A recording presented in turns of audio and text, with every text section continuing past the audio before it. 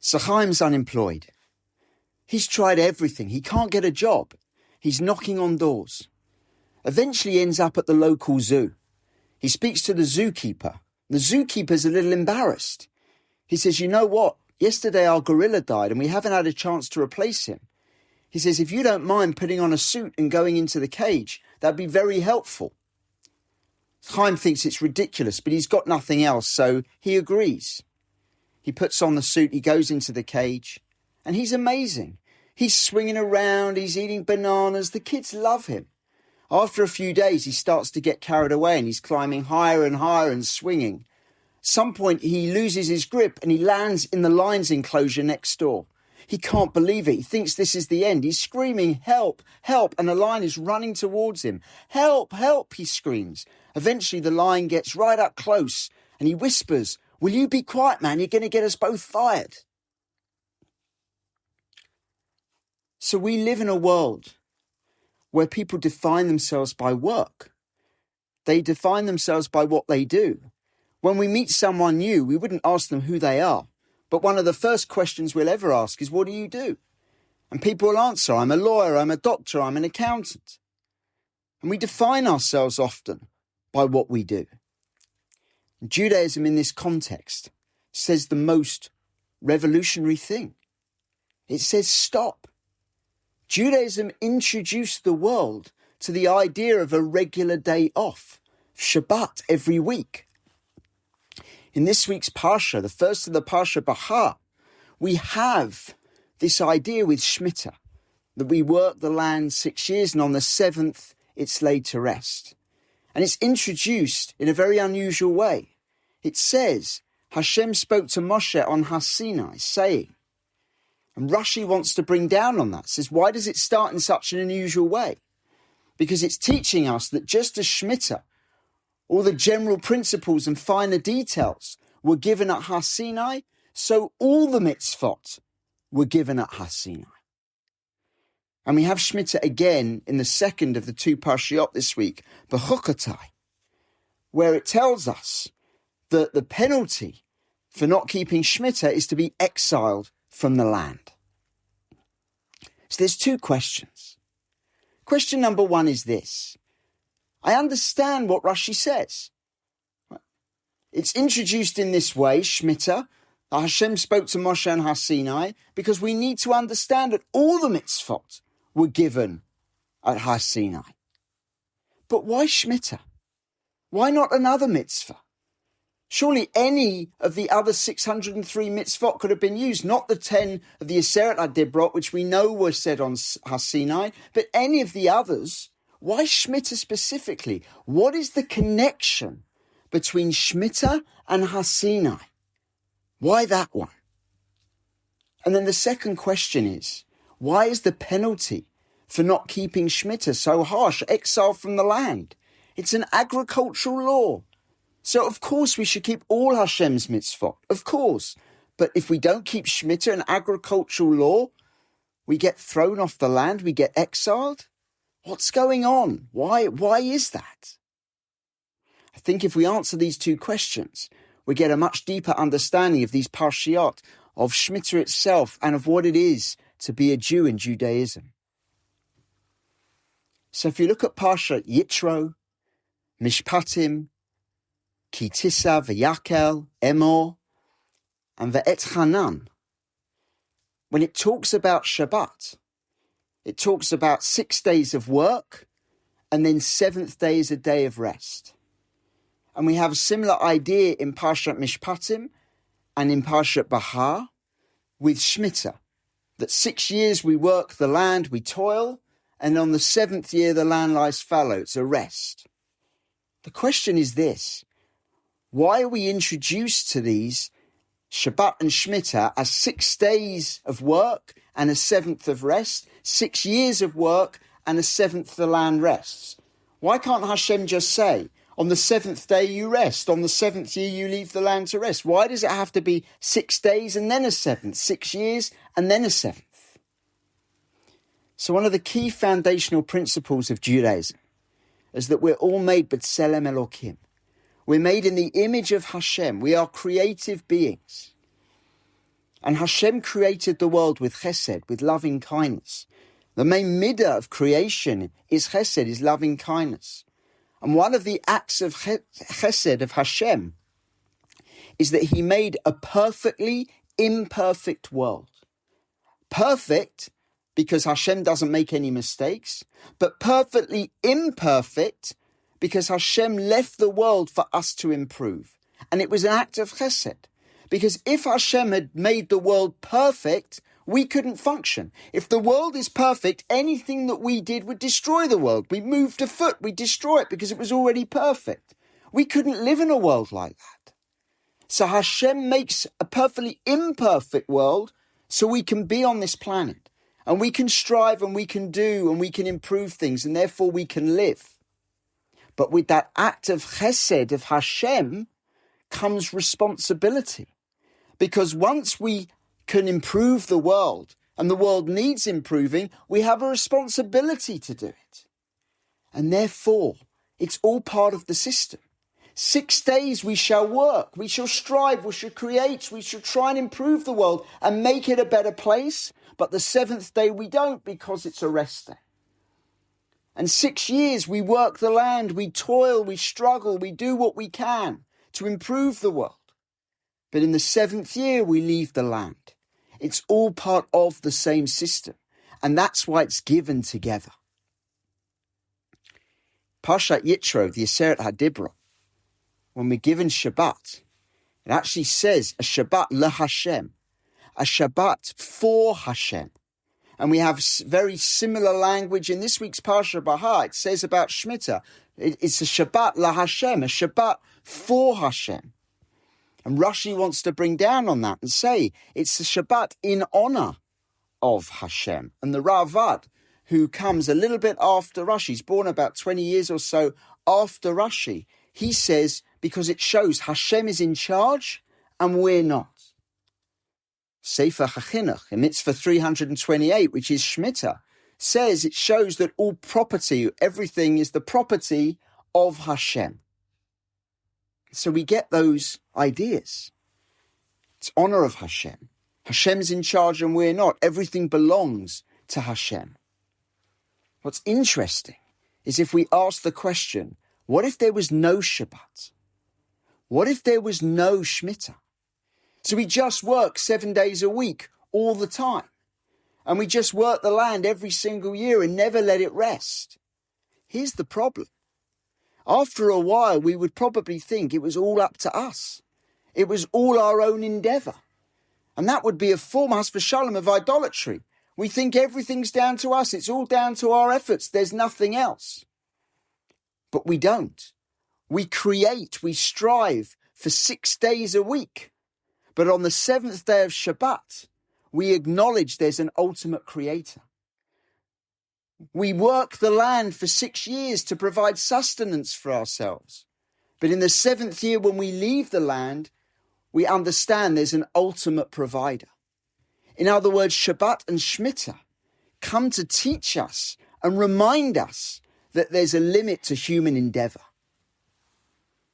And that brings us to this idea of inputs and outputs. We have to strive and do. That is our responsibility. Hashem made a perfectly imperfect world. We have a responsibility to improve it.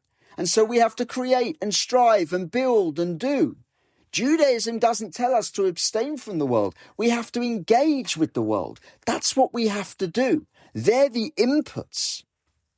But the outputs, the outcomes, they're not down to us. The outputs are down to Hashem. And that's why we can keep Shabbat, because we won't lose out. We can take a day off because the outputs ultimately are up to Hashem. So I, for example, have turned down work many times because the conference was on Shabbat, or it would have involved some sort of transgression of Shabbat in order to be able to do the work. And sometimes you turn down big fees, but I can't lose out because Hashem already knows what I'm supposed to get each year. We have an idea that at Rosh Hashanah, Hashem calculates what we're going to get for the year. And it doesn't matter that I turn down something on Shabbat. I'll still get what I'm supposed to get because I have to put in the inputs, but the outputs are down to Hashem. And it's the same with Shemitah. How can you leave a field for an entire year?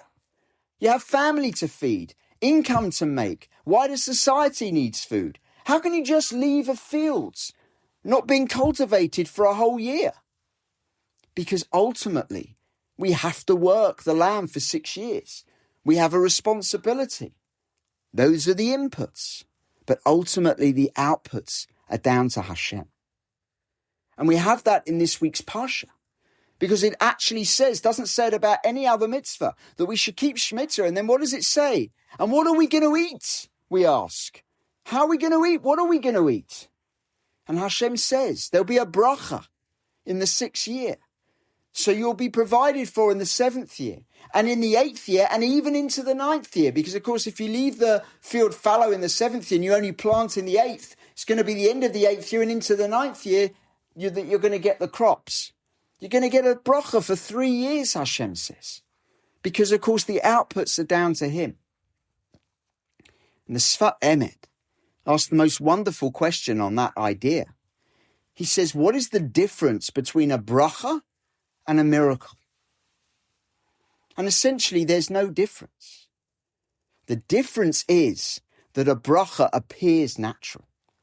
We put in the work, we do the inputs. We have to create the channels to receive the bracha because we understand that Hashem doesn't work through miracles as in normal course of events. He works so it looks natural. So we put in the inputs. We work the land, we go to work, we do the things that we need to do, and the outputs happen. That's a bracha. And it looks natural. And a miracle? Well, everything's a miracle. We call nature nature, but really it's a miracle. The fact that the sun comes up every day, yes, we see cause and effect, we understand. We call nature what is just what we're used to. But ultimately, it's all miracles. The outputs are all miracles and they're all down to Hashem. There's the most stunning Gemara in Shabbat in 119 Amud Bet. The Gemara says the following. Anybody that recites V'yachulu on Erev Shabbat on a Friday night, it's as if they're a partner in creation with Hashem. So what does that mean? So of course V'yachulu is saying that Hashem created the world in 6 days and he rested on the 7th. And many people say it on Friday night in shul. Some people don't, but it's also part of Kiddush on a Friday night. So we all recite V'yachulu on a Friday night. And it says that we're partners with Hashem in creation. But how can that be? We weren't even around when Hashem created the world. Adam and Chava were created on the 6th day. How can it be that we're partners with Hashem in creation?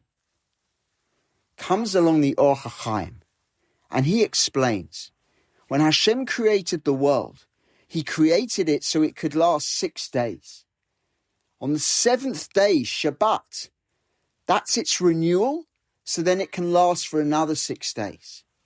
And Shabbat is only Shabbat if we keep Shabbat. So therefore, if we don't keep Shabbat, the world will cease to exist. And that explains a famous midrash.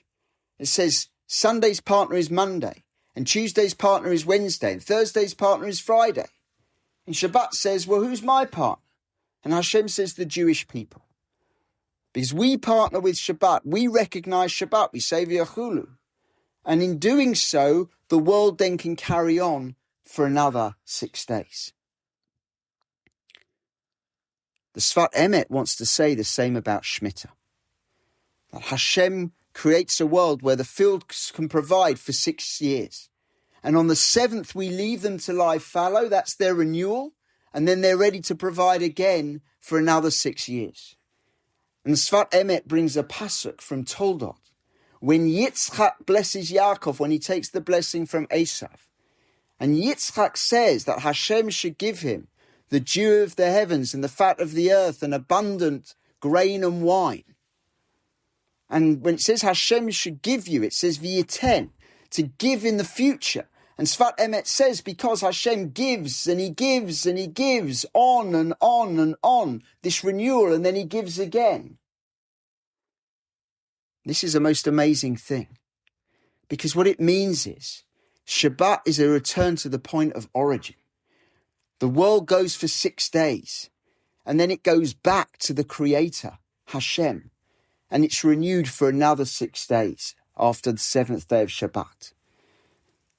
And we cultivate the land for 6 years, and then it returns. The land returns to Hashem in the 7th year, and it's renewed. It's the point of origin. And then it goes again for another 6 years. And now we can answer our question. Why is it Shemitah that's used?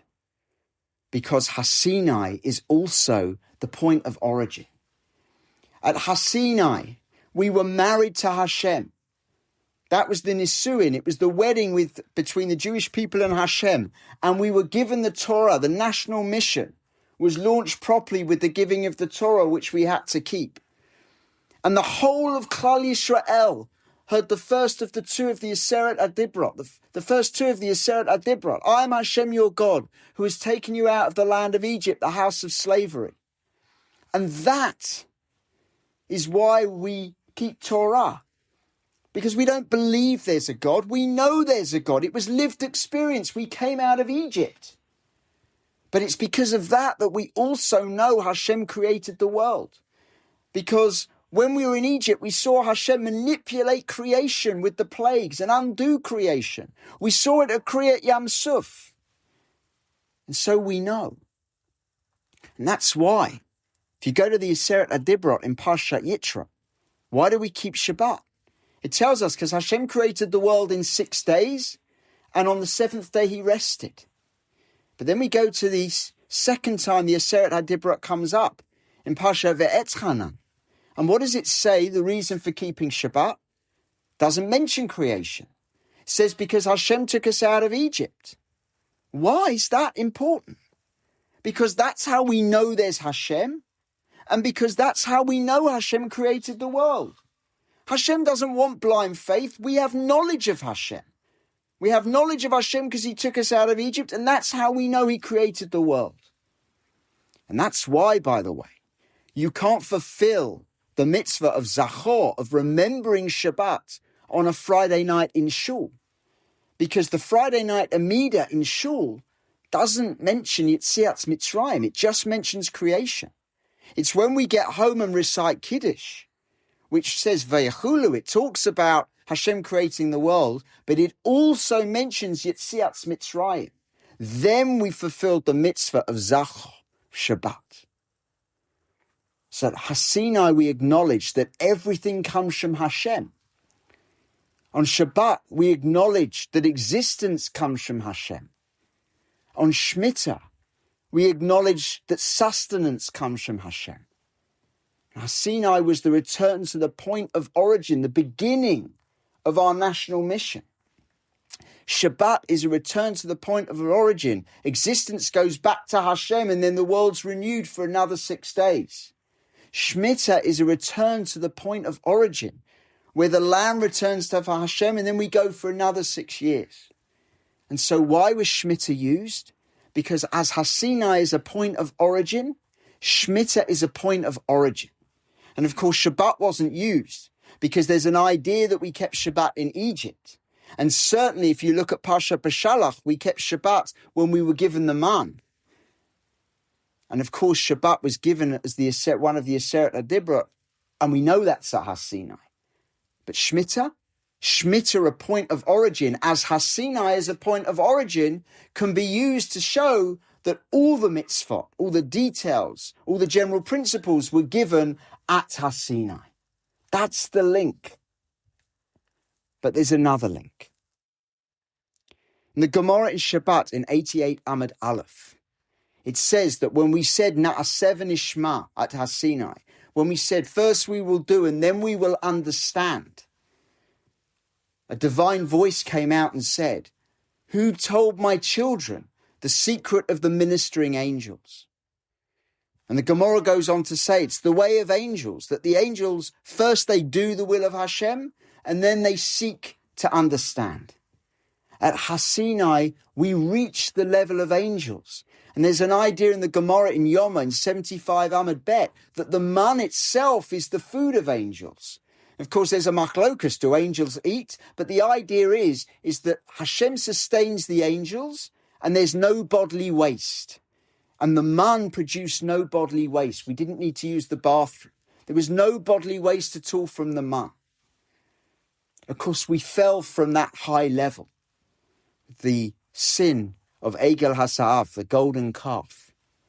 But there are times when we have the opportunity to reach that level of holiness. One is Shabbat.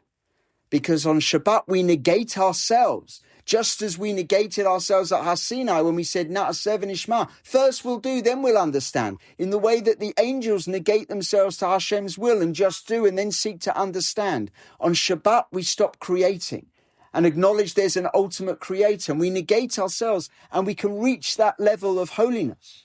And that's why there's an idea that food on Shabbat, why is food so important? Because it's almost back to the man.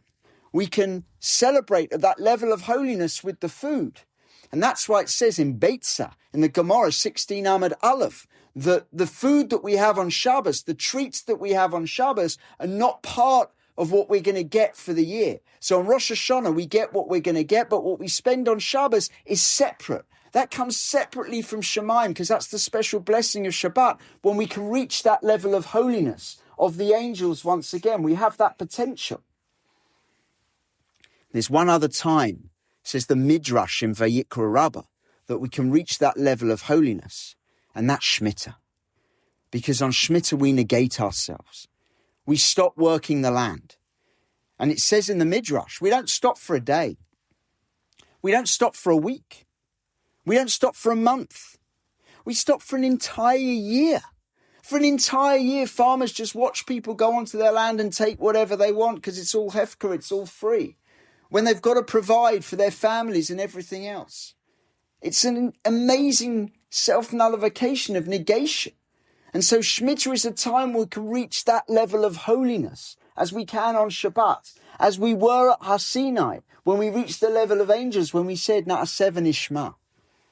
And so the other link between Shemitah and Har Sinai, which is why it's Shemitah that is used to explain to us that all the general principles and final details of not just Shemitah, but all the mitzvot were given at Har Sinai, is that it's a time when we reach a level of holiness of Har Sinai.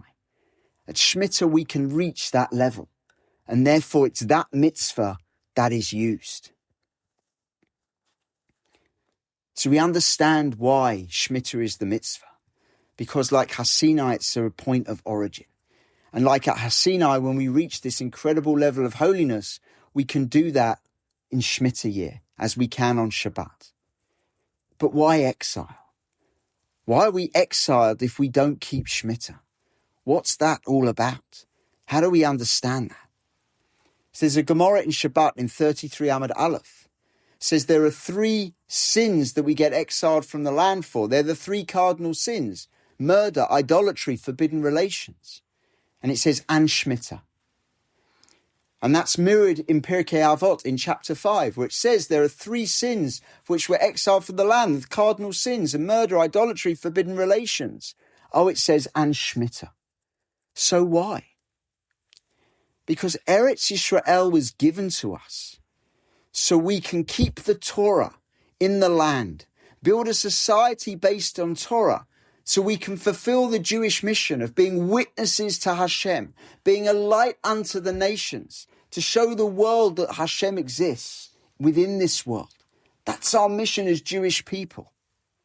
When we don't keep Shemitah, we actually undermine the very mission of the Jewish people. Shemitah is not merely an agricultural rule. It's when the land goes back to Hashem, where we acknowledge that however much we plant and we grow and we build, the ultimate sustainer is Hashem. The ultimate provider is Hashem. To not keep Shemitah is to negate that very idea, which is the whole reason that we were given Eretz Yisrael, to demonstrate that to the entire world. And so not keeping Shemitah is an undermining of the entire Jewish mission and the entire reason and purpose for Eretz Yisrael. And therefore, when we don't keep Shemitah, actual fact, we undermine that mission and therefore we don't deserve the land. And we're exiled from the land. And so we see Shabbat and Shemittah, and not just time off. They're returned to the points of origin. On Shabbat, existence returns to Hashem and is renewed for another 6 days. On Shemittah, the land, provision, sustenance returns to Hashem and then goes for another 6 years. Shabbat reminds us, however hard we work, ultimately the world belongs to Hashem. Shemittah reminds us, however much we plant and grow, ultimately the land and sustenance belongs to Hashem. Har Sinai itself reminds us that everything belongs to Hashem. We work 6 days and rest on the 7th. We work 6 years and stop on the 7th. But that has to remind us that however much we do, ultimately everything is from Hashem. When we stop, work doesn't lose its meaning. It actually gives work meaning because it reminds us there's something bigger than us in the world, something greater than us, than humanity. And of course, that's Hashem. And Shabbat and Shemittah teach us a very hard lesson. We're required to work and contribute and do. That was the chesed of Hashem, to make a perfectly imperfect world so we can improve it, and we have a responsibility to do so. And we have to create the conditions for bracha, because the difference between bracha and miracle is a bracha appears natural. And that's how Hashem runs the world. And so we have to put in the inputs to create the channels to receive the bracha. But ultimately, however much effort we put in, the outputs ultimately are up to Hashem. Everything is dependent on Hashem. Failure to keep Shabbat, failure to keep Shemittah is not merely disobedience. It's a collapse of the entire Jewish mission. Because we have to acknowledge that the world is not ours. We are living in the palace of the King. Judaism does not tell us not to build, not to create, not to strive. But it also reminds us that the ultimate builder, the ultimate creator, the ultimate provider is Hashem himself.